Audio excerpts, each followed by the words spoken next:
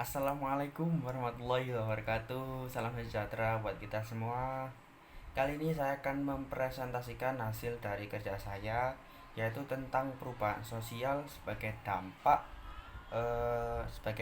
globalisasi. Perkenalkan, nama saya Muhammad Restu Andika Pradana, absen 20 dari kelas 12 IPS 3. Oke, kita mulai dari yang apa sih perubahan sosial itu? Jadi, perubahan sosial ialah peralihan menuju ke arah yang berbeda dalam kehidupan masyarakat, perubahan dalam berbagai aspek, dan memberikan dampak yang positif maupun negatif, termasuk globalisasi.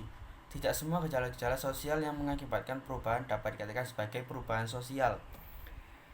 Gejala yang dapat mengakibatkan perubahan sosial memiliki ciri-ciri antara lain. Yang pertama, setiap masyarakat tidak akan berhenti berkembang karena mereka mengalami perubahan baik lambat maupun cepat. Dan yang kedua, perubahan yang terjadi pada lembaga kemasyarakatan tertentu akan diikuti dengan perubahan pada lembaga-lembaga sosial lainnya.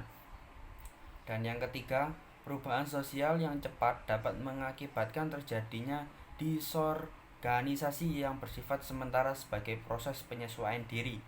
Dan yang terakhir, perubahan tidak dibatasi oleh bidang kebendaan atau bidang spiritual karena keduanya memiliki hubungan timbal balik yang kuat. Jadi itu merupakan pengertian atau pembahasan tentang perubahan sosial. Dan kita lanjut slide selanjutnya. Dan apa saja sih yang kita bahas pada presentasi kali ini?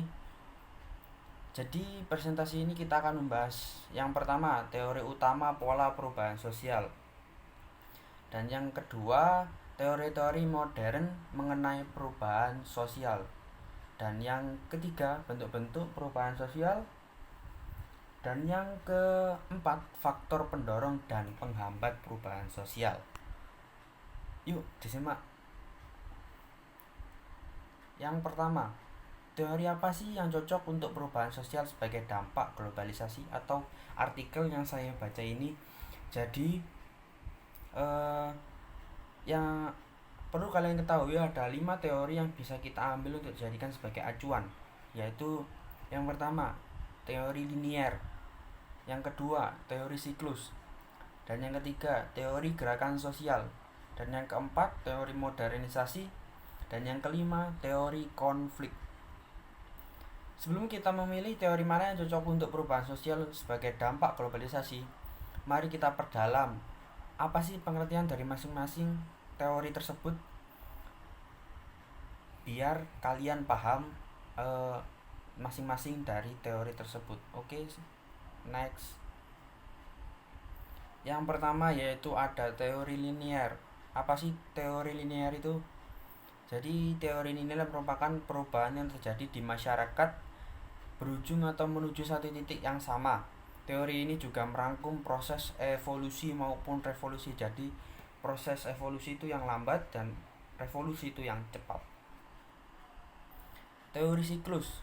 Jadi teori siklus itu menurut Hackers dalam J. Heslin 2006 menjelaskan bahwa pengertian teori siklus mengasumsikan peradaban laksana organisme. Peradaban dilahirkan mengalami masa muda modern yang subur, menjadi matang, kemudian mundur saat mereka mencapai usia lanjut dan akhirnya mati.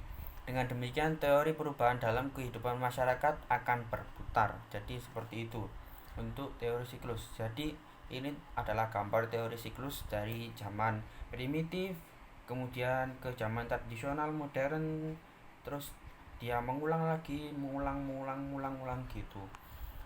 Berdasarkan gambar di atas, tampak bahwa perubahan sosial yang digambarkan dalam teori siklus bagian roda yang berputar, artinya perputaran zaman merupakan suatu hal yang tidak dapat dielakkan oleh siapa dan tidak dapat dikendalikan oleh siapapun. Kemajuan dan kemunduran sebuah peradaban merupakan bagian dan sifat alam yang tidak dapat dikendalikan oleh manusia. Next. Jadi teori gerakan sosial ini yang ketiga.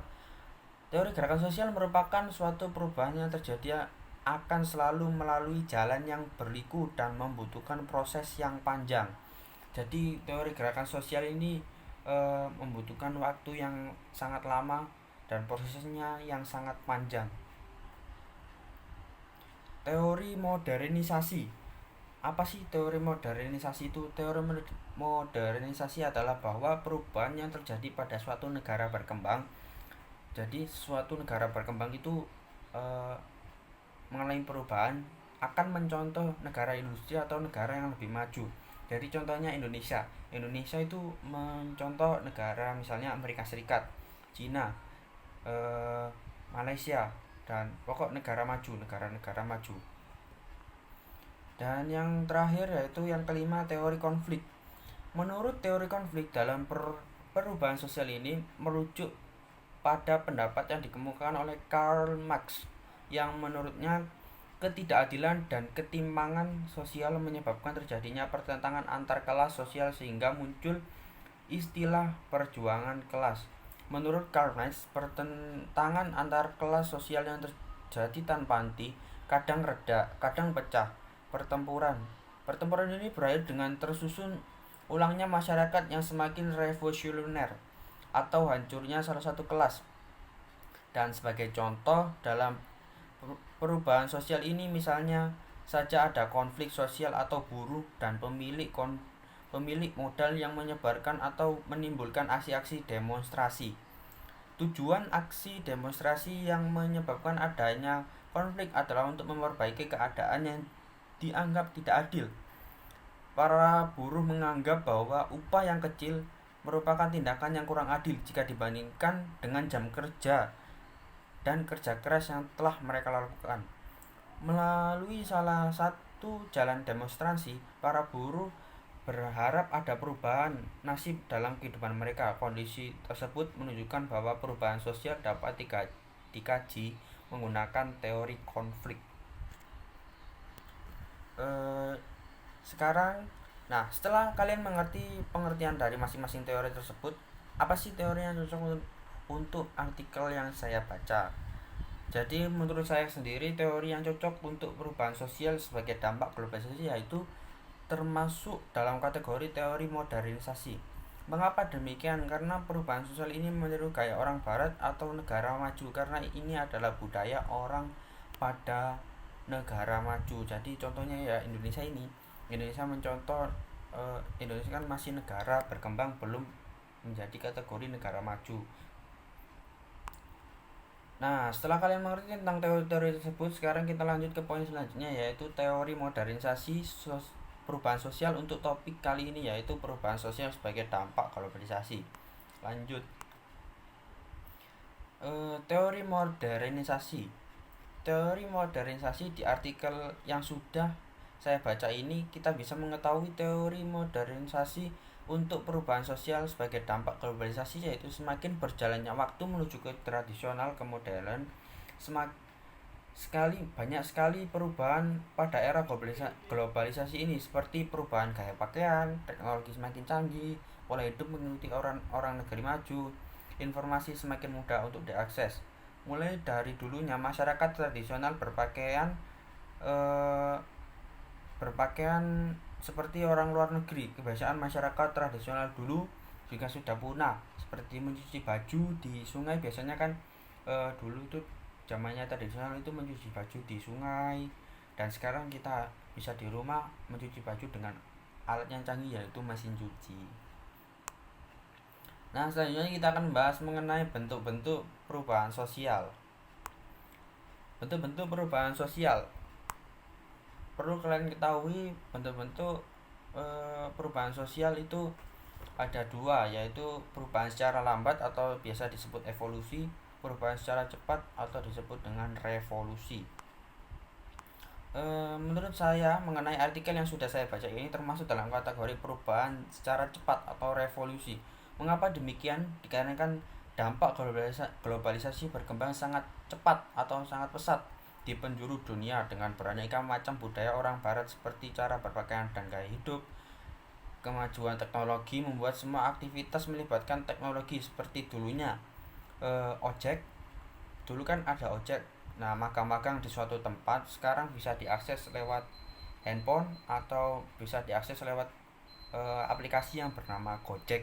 Hal tersebut bisa disimpulkan bahwa dampak dari globalisasi ini sangatlah berkembang pesat. Nah, selanjutnya kita akan membahas poin yang terakhir, yaitu faktor pendorong dan penghambat perubahan sosial. Faktor pendorong.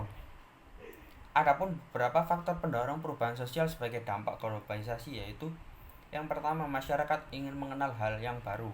Jadi masyarakat itu rasa ingin tahunya itu tinggi dan ingin mengenal hal yang baru itu tinggi mereka. Seperti cara berpakaian, dia ingin mengikuti orang barat berpakaian, mengenakan jas, mengenakan jaket, atau mengenakan baju-baju keren-keren ala barat gitu.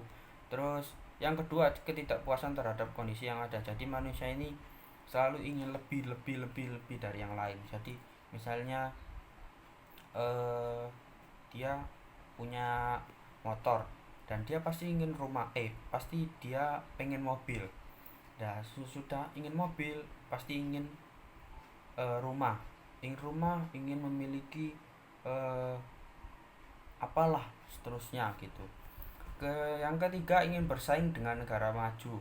Jadi negara berkembang ini ingin bersaing dengan negara maju dan tidak mau kalah dengan negara maju. Yang keempat, perubahan standar hidup. Jadi perubahan standar hidup itu memang perlu untuk hidupnya itu dirubah biar nggak kayak gini-gini aja gitu. Dan yang kelima, sikap pendidikan yang maju. Jadi orang yang memiliki sikap pendidikan yang maju atau pendidikannya itu tinggi, pasti dia ingin merubah, mengikuti perubahan sosial gitu. Dan sekarang kita beralih ke faktor penghambat.